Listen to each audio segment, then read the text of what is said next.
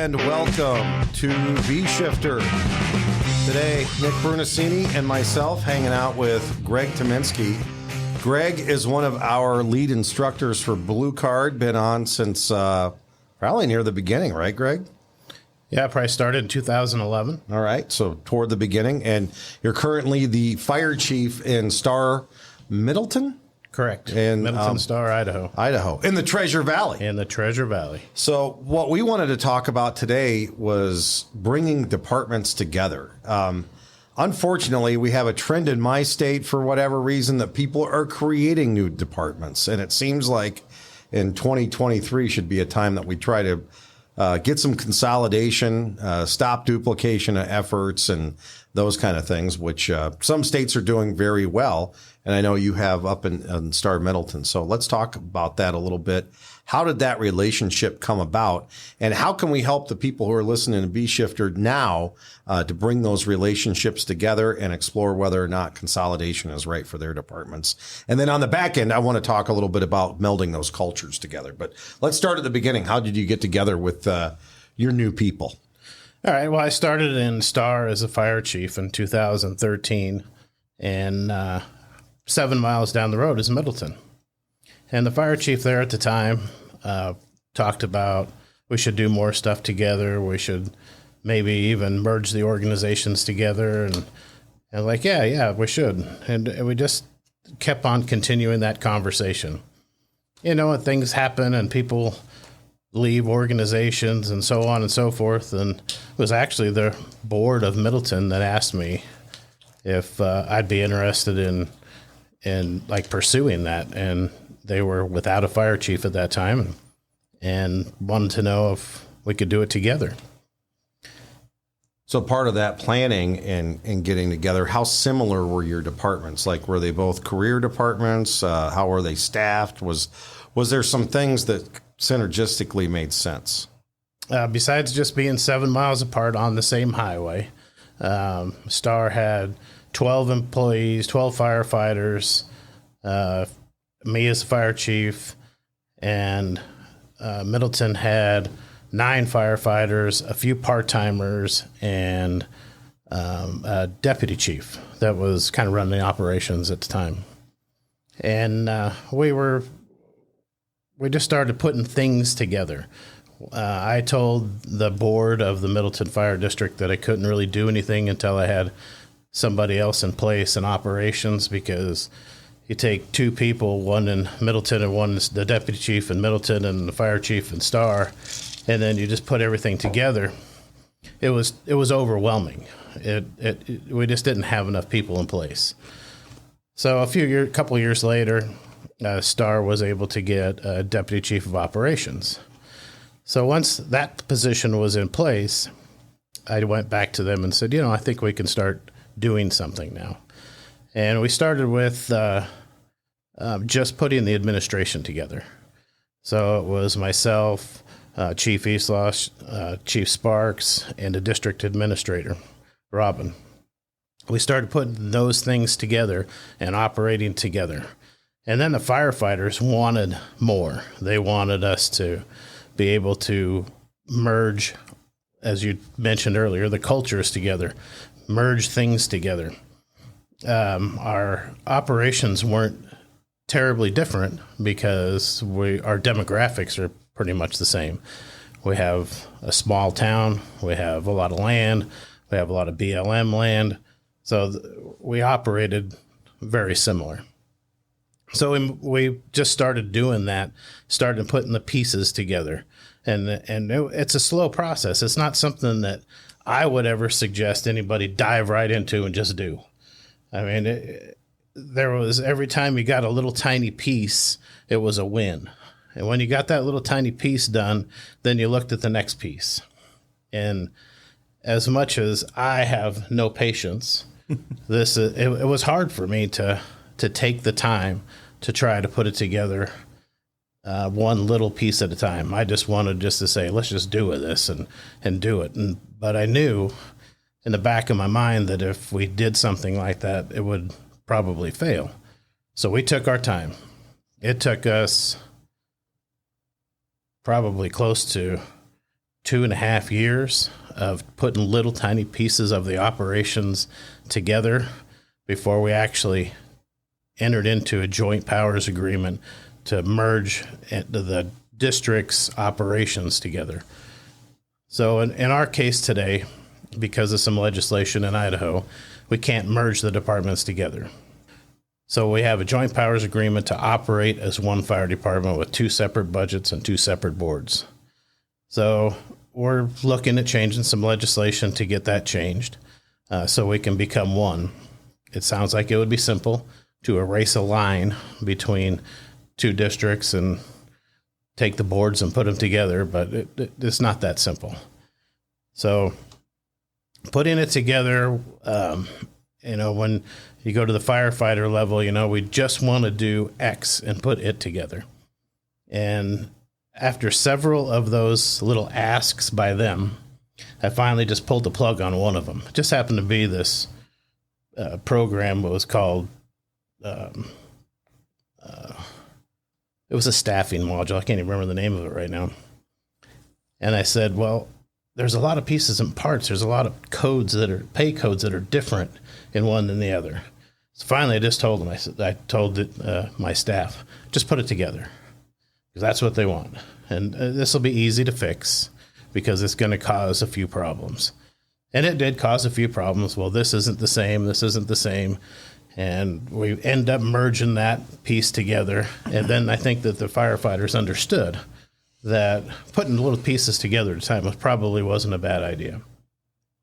Fast forward to today, we all, the administration, the staff, the firefighters, we all just want to be one. You come to our organization, our shirts all say the same thing.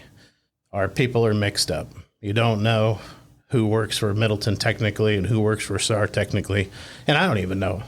Sometimes somebody will say something and I'll have to run up and ask, where does this person's paycheck come from? Because at the end of the day, it doesn't matter. Mm-hmm. Take away the political part of it with the state law changing and stuff, because there's only so much you can do to influence that. And you're working hard to influence that, I know. But operationally, what were some of the hurdles that you had to overcome?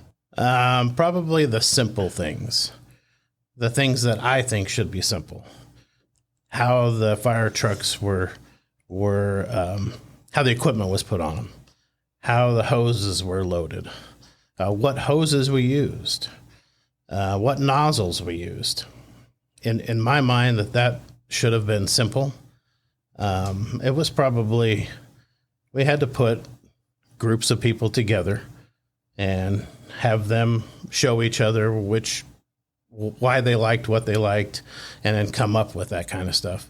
Those kind of operational things took longer than, maybe it didn't take as long as I think it did, but it seemed like it took longer than I thought it should. I thought it should just take a few minutes. And again, I don't have any patience, so that's what I would have thought, but it just took longer.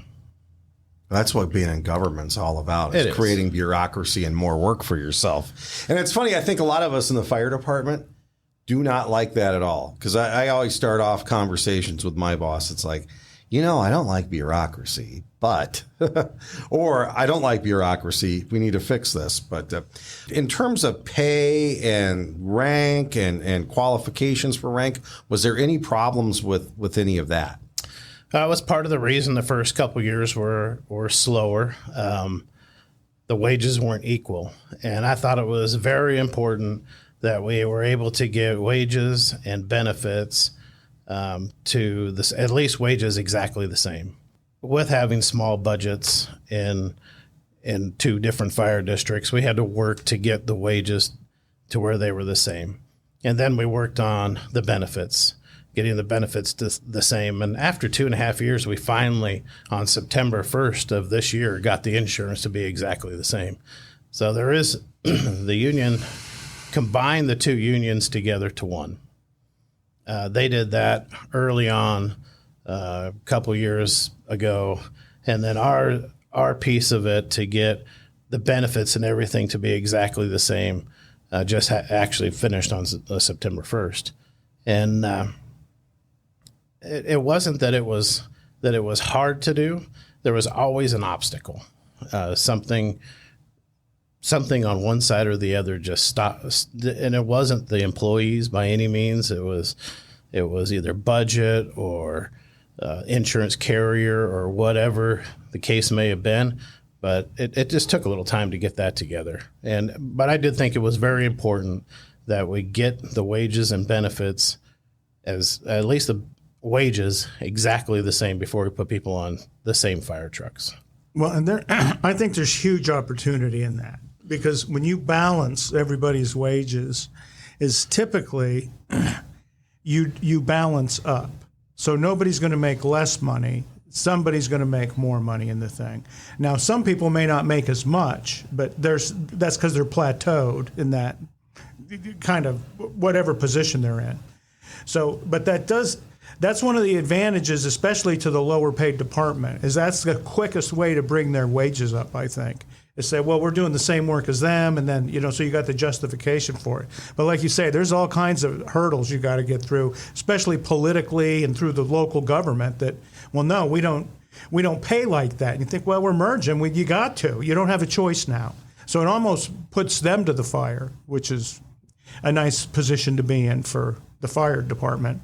It was a little bit of a struggle to get it equaled out, but nobody, like you said, nobody went down in wages. Yeah, they never do. It's just the way it seems to work. And it all evened out, and it's in a good place right now. We're at a really good place today.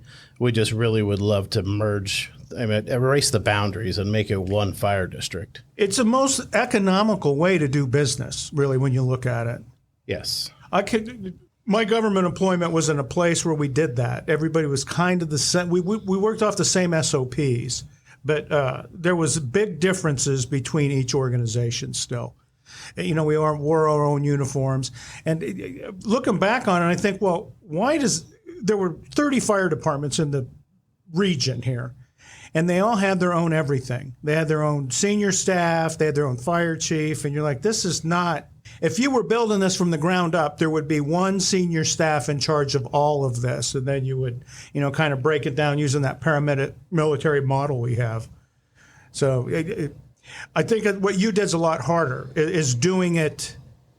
I joined the fire department, was already done. You guys were talking about certifying this group and trainers. They were already certified, some of them 10 years as an IC, so it just makes it easier when they come in as a trainer. Same thing with... joining a fire department that's already merged with everybody, basically. But you still have those separation issues with them. So it's like the best and worst of both. Oh, yeah. Yes, most definitely. Our equipment's the same now. They work very hard to make sure that all the equipment is the same, for when they work overtime in each station. And we're set up great for the community. We have a fire station in Star, a fire station in Middleton, and then one more fire station right in the middle. And so we're providing a better service to the community than we did individually. I'm not going to say it was any cheaper to do it. Yes, the wages of myself and the district administrator are split between the two, so that is a savings. But the ops chief and the fire marshal, their wages, they were separate organizations. Their wages wash each other's out. So I think that after I started getting involved in the political part of the Idaho Fire Chiefs, I took on being the chair of the legislative committee for the state this year. I'm surprised on how many fire departments I've gotten phone calls from that want to merge. Northern Idaho, Eastern Idaho, Central Idaho. There are so many people, so many departments that are talking this way, but are unable to do it because of legislation, and they want to understand why. We have a piece of legislation that says that you can do this, so why can't we do it? Well, there was new legislation put in 3 years ago that contradicted that. And so that's what we're going to work on changing. Was that purposeful? Did they do that to stop consolidations, or was it just unintended consequence of other legislation? I choose to believe it was an unintended consequence. And I've been talking to some legislators about it, and they seem to think that it was not. They did not plan on that happening. Did I think that they may have known that it happened? I think so. But I think they're willing to fix it. It's odd because, like FEMA, when they give grants, any kind of grants, whether it's AFG grants or a safety grant or whatever it is one of the major benchmarks they look at, does it lead to interoperability between fire departments or even consolidation? I mean, that's what the feds are looking for in the thing. So it doesn't make much sense why the state would want to stop that, because it does become more economical over time. And like you said, it just doing it improves the service you can deliver to the community, because you go from one fire department to, okay, we're a response organization now across a broader area. Yeah, from where we were before we started operating as one. Like I said, Star had one fire station in Star. Middleton had one fire station in Middleton. They'd go out on a call, the secondary call. They were coming from another town. Mm-hmm. And these towns aren't like a big city. So the closest one to Middleton was Caldwell. That's still a few miles away. The closest station to the Middleton Fire District was probably 5 miles. And then you had Star, where the closest fire station was probably 3 miles. Both of them have separate CAD systems. The CAD systems don't talk to each other. So I couldn't get somebody from Canyon County to come into Star, because it's in Ada County, to help out. So it always had to come from Ada County, even though the fire station in Middleton was closer. Mm-hmm. So there's been struggles with that, and I'm not going to put them down because they are working hard to fix it. Mm-hmm. If you're not familiar with the Treasure Valley is growing together. It's I'm not going to say it's like Phoenix, but there's not going to be farm ground in between the communities anymore. Mm-hmm. Yeah, well, it's like Phoenix that way. And they asked a farmer here in the valley, what's the most lucrative crop you've ever grown? And he stopped for a minute and thought, and he says, houses. Yeah. yeah. Last one, but I made the killing off those. Yeah, that's the way it is. And so we've been fighting as Middleton and Star, with Ada County and Canyon County being separate dispatch agencies with different kind of CAD systems. We've been fighting that the entire time that I've been there. So Meridian and Nampa. Meridian is in Ada County. Nampa is in Canyon County. Their borders are growing together. I've told those agents, the dispatch agencies, I said, these are a lot bigger than us, and this is going to cause a lot bigger problem. That Meridian built a fire station, I think, is a mile from Nampa's fire district. Mm-hmm. So there's going to be a lot more of this happening. So they're working on it. They're doing a good job. I'm not going to complain about that. But it'll be a huge relief for us to be able to have the dispatch centers communicate with each other. We can get calls out faster. Mm-hmm. There's no that transferring stuff will be gone. Oh, exactly. No redundancy anymore. You know, Shabelle from Indiana talks about that. And the way they started consolidating the fire service in the state of Indiana was by county, and it was through dispatch centers. And so what they started doing was shutting down like 80% of them and saying, no, we're going to have regional dispatch centers that dispatch for all of you. And this is the way you got to do it. So they become the driving force. I mean, that's who takes the call in. So they're kind of the first step in it. Yeah. But it seems to have a good effect. They started this whole process a few years ago. But when you talk to Tim about it, he says, no, it cleaned everything up. It made it simpler. There's fewer regulatory bodies that you have to navigate between. And then just the fact that all those dispatch centers got together and said, we're going to have similar protocols and standards and communication language, what we call things. He says it just made it a lot easier for all of us to work together seamlessly then. Yeah, we would love to have one dispatch center. Oh, it would be tremendous. I mean, think of the savings there. We have 3. Nampa has their own. For how many stations? I think if you count ambulance stations, I think between fire and EMS, because in my system, the fire departments don't transport. Ada County has an ambulance district, and Canyon County has an ambulance district. So they are separate. I think just in Ada County, there's 46 stations. Yeah. And then in Canyon County, of the ones that touch us, Nampa's got like 6, Caldwell's got 3. Those are the ones that border us. And then as the farther you go out, the smaller organizations that are now, some are full-time fire departments and some are still volunteer fire departments. In Ada County, you don't have that. In Ada County, they're all paid departments.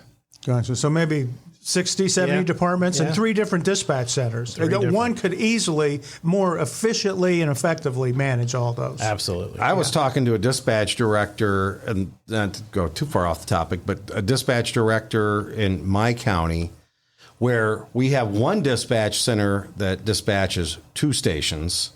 And I think, it's a county of 1.6 million people. So we need to coordinate a lot better than we have been. But he said, ideally, in a metropolitan area like ours that has 7 counties, we could do it with 2 dispatch centers. He said, there's no way we need this. And it doesn't matter where they are. Now with networking and all the technology we have, those dispatch centers really could be anywhere. The reason why people had individual dispatch centers back in the day was because of VHF radios and non-networked radios. So you had to be close with your transmitter to the people you were dispatching. Now it doesn't matter. And LA County figured that out years ago with repeater systems and the kind of system they had. But we still haven't figured it out in the Midwest, which just doesn't make any sense at all. And what you're saying is the same thing that the guys in Denver went through, the Denver metropolitan area. And their first step really is CAD to CAD. So, and that has been a chore for them. There were 7 different northern Denver area fire departments that are trying to get a CAD to CAD thing going. And I think they've been successful so far. But it took years to get there. It took a lot of effort. So I think that's a great place to start, though, is on the dispatch center. We had Maricopa County is over 9,000 square miles. And we did it all off simplex VHS radios with repeaters. And you could always talk to command all the time. In fact, that's the same system they're still using for IDLH operations, is the VHF. Well, and my point with the VHF, that was 1950s. The 1950s is why they needed the dispatch centers to be in local communities. Exactly. And since when they once go you simplex? started, like you said, repeaters. Yeah. It's like if there was a monsoon when I first started in the early 80s, is the next day the communication guys went out and redid all the towers and they put up all the little repeaters wherever they were. Yeah. So it just became part of the gig. And then the huge failure for us was when 800 megahertz trunked radios came in. It just did not, like you said, you can dispatch, your dispatch center can be anywhere. It could be in New York City and dispatch immediately for here. Yeah. It's just that if you were in a certain place and you hit the radio, you weren't talking to anybody. So, I mean, that's its own set of... Yeah, it's the engineering really behind that. It's got to be huge. And so back to the consolidation, when you guys were consolidating, did you have any cultural issues that you had to deal with? Like one department leaned more on training, one department had green trucks, or, everyone wore white suits every day, or any craziness like that you had to bring everybody closer together on? No, we didn't. We operated very similar.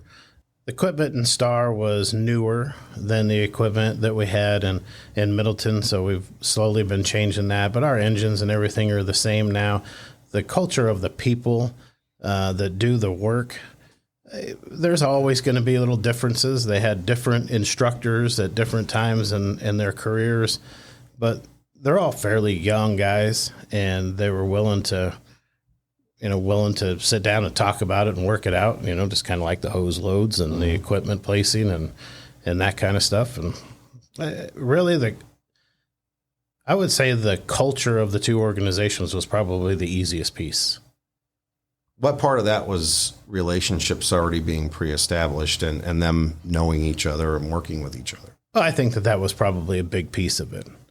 They both were frustrated 10, 15 years ago that they couldn't go to each other's calls unless it was specifically asked. Star specifically asked the dispatch center to get a hold of Canyon County and Middleton to come over because it was a big incident, and vice versa. Middleton would have a fire that was basically 3.5 miles from the Star Station, but they would have to wait for units to come from Caldwell or Nampa because dispatch centers didn't communicate that way. All that stuff has gotten better. I don't think any of them ever thought that they were better than the other. There is that within the fire service. I mean, we have other neighbors that think that they're probably better than anybody else. But I mean, well, Greg, even within your own fire department, you have a shift who feels they're better than everybody else. Yeah, there's no doubt. Yeah, well, and they probably are. Let's just give it to them. Yeah. Okay. Yeah, we start with that letter, and yeah, hairless. They're hairless. Yeah. Well grouped. So for folks undergoing this kind of consolidation, trying to get people together, what's the last word of advice that you would give them so they would have a successful consolidation? I would say take it slow. If I had to do it all over again, if I had to start today, there wouldn't be a lot of things that I would change. I learned a lot of lessons. There's no doubt about that, but we didn't rush into anything. We started with the administration. We put them together. We got them operating together as one, learning each other's ways that they did things, come up with the way that seemed to work the best and adopted it. And then the same with all the other little pieces and parts of the operations of it is we didn't rush in and do anything fast, because that just, in my opinion, it would have tore people apart. And it was really important to me to make sure that not one or the other ever pitted each other against each other. And I wouldn't change it. Take your time, do it slow, and don't just come in and say, tomorrow morning you are now firefighter working for Fire Department X, and this is the way it's going to be. Didn't want anybody to ever feel like they're being taken over. Star can operate their fire department independently of anybody else. Middleton can operate their fire department independently of anybody else. Together, they can provide a better service. That's why we're here. We're here to provide a service. It's the work. Yeah. That's why they're paying us. I think that just keeping that as core value of putting two organizations together is providing a better service for the customer, Mrs. Smith. That's why we do it. We didn't do it to take anybody over, and I think that was a big deal. Financially, they didn't need each other. Are they better financially together? Absolutely. So what's it say on the back of the shirts? It says Middleton Star Fire Districts. Perfect. So it's you merged into one basically operationally. Yes. And then everybody kept their same admin and payrolls and. It's all done. Will you merge those eventually? We merge those first. So you'll do that maybe once the legislation, the political climate changes, and you guys can get back and merge into one. Correct. There should be a benefit to doing that. If that's the most efficient, effective way, there's the local body politics should give some kind of incentive for fire departments to merge that way. I agree. I don't know if I don't know, bigger budget is what it is, but something that gives you more reason to get together and do that. Yeah. I mean, when I talk to legislators about that topic, I don't tell them we're doing this to save money. Mm-hmm. Yeah. I mean, that's because at the end of the day, any money that we save is going to be to add firefighters, to open up stations, to get better response times. The fire service hasn't gotten slower. No. We keep taking on more and more work. It just is a matter of course. You have to support that on the politics side. You can't deliver service today like you did 15 years ago. No. You can't finance it the same. You can't do anything the same way because you no longer become an emergency response. Your response times become completely out of whack. I had a buddy in Montana who was a fire chief. He had an ambulance. That's how they delivered paramedic service. They had 1 ambulance and 2 paramedics, and then they had a fire truck or 2. He made the case to the community. He said, listen, if one of us has a heart attack, the rest of us don't have paramedic level service for 2 hours. He says, that's how long it takes to work that call and get the paramedics back in service. And he says, this community has grown 300% since I've taken over 4 years ago as a fire chief. We're going to do a levy to vote on this. And it was pennies the mill would have been. And all rich people, they all had moved from California and sold their houses for this much, and they bought their houses for 10% of that. He put the thing up, advertised it, and it was soundly defeated in the election. Mm-hmm. And he left about 6 months later. He says, I do not want to waste my time being your fire chief anymore. You people just don't give a shit. So leaving it up to the voters ain't always the customer doesn't always vote in their favor. That's where we're at is we have to go for a levy increase because of some legislation that was changed 3 years ago. Man, those are tough just people don't want their taxes raised. This is a general course. And the legislation they put in place 3 years ago reduced their taxes. Mm-hmm. Yeah. So it reduced staffing. And I explained to them that we have people moving here that have a different expectation. Oh, I mean, your friend in Montana, we're doing the same thing. Mm-hmm. People are selling their houses in California and buying 2. Yeah. Mm-hmm. They're moving their whole family out. Yeah. And they don't understand why they don't have a fire hydrant. They don't understand, in some cases, they don't understand why they don't have fire sprinklers. In California, apparently, that's a mandate. You put fire sprinklers in your house. Mm-hmm. And so we get those phone calls all the time. Why don't we have fire sprinklers? In Idaho, you can't tell somebody to put fire sprinklers in their house. Oh, yeah, they'd put you in jail probably. And Shane Ray ain't gonna like that. He showed up with a National Guard.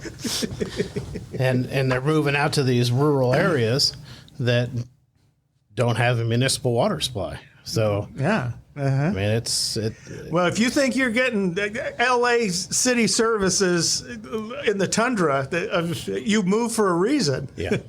Well, here's the thing I've noticed with levies and anything that's left to the voters, and I think being a representative democracy definitely has its pluses, but they take everything out on us. We're the lowest form of government they have access to. So they a lot of times their frustration with the kind of government they don't have access to, they take out on us because we're right there. We're in the local community. So trying to educate them on how their taxes actually get spent, how little bit of their taxes actually go to the fire department, and how much of their taxes is going to other things is an important piece of this because they do take it out on us all the time. And they just see dollar signs, right? The other thing is you got these communities who they were used to very low cost fire protection for years and years. And you know, these times have changed. We can't recruit people. You can't pay somebody $39,000 a year to be a firefighter anymore. It just doesn't work. So in order to even be competitive and get great employees through the door, it's going to take some of that competitive dollars in order to do that. Yeah. The only one that can financially operate a municipal fire department is the government. They have the resources to do it. You know, and that's kind of what you pay your taxes for. So, you know, you want parks and libraries, but when one of your loved ones is having some kind of emergency, you call 911, hoping that somebody's going to show up in a time frame that they can actually intervene in that emergency. So, and I think when you explain to people, no, when you vote against us to do this, don't call 911 anymore, is we're not going to be there in 6 minutes. We're going to be there in 10 minutes. And so the further out you live, it's going to be 20 minutes. It's going to be 30 minutes. And like you said, they don't, well, no, you can't do that. I didn't do it. You did it. You yeah. Uneducated voters are not good for anybody. Yeah. Society, the government, anyone is. That's like I tried to explain to some legislators, you know, when I started this quest to fix this House bill to try to get emergency services funding back. At first I thought that all special districts, because Middleton and Star are districts, so we're not tied to a city. We have great relationships with the cities, and we protect their cities, but we're districts, so we're a separate taxing entity. And then we looked at the cemetery district and the irrigation district and all that kind of stuff. They all got something to sell. I got nothing. Yeah. I got nothing to sell. State statute says how much I can charge to do a daycare inspection. State statute says how much I can charge to do a plan review. State statute says how much to do a beer and wine license inspection. Those are pennies. I mean, $25, $50, $100, whatever. It's not gonna buy a firefighter. So, trying to educate the legislators to understand that, a cemetery district, although they don't want to, can raise the price of a plot. They can raise the price of digging a hole and burying somebody. Irrigation district, they don't want to, but they can increase the price of the water. We got nothing. There's nothing that we have nothing to sell. No, well, they don't pay for our. They pay for our service through their taxes, essentially. So, yeah. All right. You guys want to do a little timeless tactical truth? We may as well. All right. Stand by. We're tactical people. We're truthful. Yes. Painfully. Timeless tactical truth from Alan Bernasini, and this one we'll put on the screen here. Ooh, Big Al. We are the last stop for Mrs. Smith when her kitchen is burning. There ain't no 912. That goes very well with this conversation, right? I mean, people don't have an alternative. They have us as their provider, and not only do we have to be prepared to take care of their issue, we have to educate them on how we take care of their issue. What do you guys think about that one?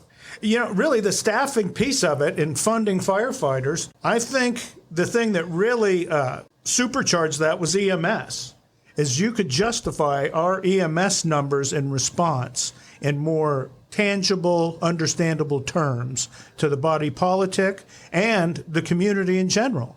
It takes 4 of us to do CPR on period. Yeah. So we need 4 qualified medical professionals there in 4 to 6 minutes to make a difference in the outcome of that incident. Correct. Firefighters were the most popular occupation until a paramedic firefighter was invented, and then they moved ahead because they do that much more on the medical side. So that defines pretty much every fire department in the community. So yeah. I think that's the message we use to push that out. Can't argue with that one. Yeah, it makes a lot of sense.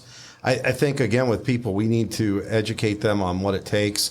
Right now, the place where I work, we have a goal of delivering 17 firefighters on the scene within 11 minutes and 30 seconds. And we're not doing it. It's taking us 20 minutes and 30 seconds to deliver 17 firefighters. And that NFPA so that's 1710, right? Yeah. It's a simple staffing model. It's a very simple staffing model, but we still get somebody walking by. We had a successful rescue a couple weekends ago. Lady walking her dog in the neighborhood stops one of the fire captains and says, "Is this all really necessary? Do you really need all these people here?" And oh, ma'am, we just rescued somebody from a house. She was just taken to the hospital in critical condition. Yeah, still, there's just way too many firefighters here. I mean, they're seeing dollar signs, right? And it's frustrating for us, but that just tells me it's like we've got to continue to educate the folks on how many people it actually takes to do our job. Fortunately, we do have a lot of retirees that have moved, retired firefighters and police officers that have moved from Southern California to the Treasure Valley of Idaho.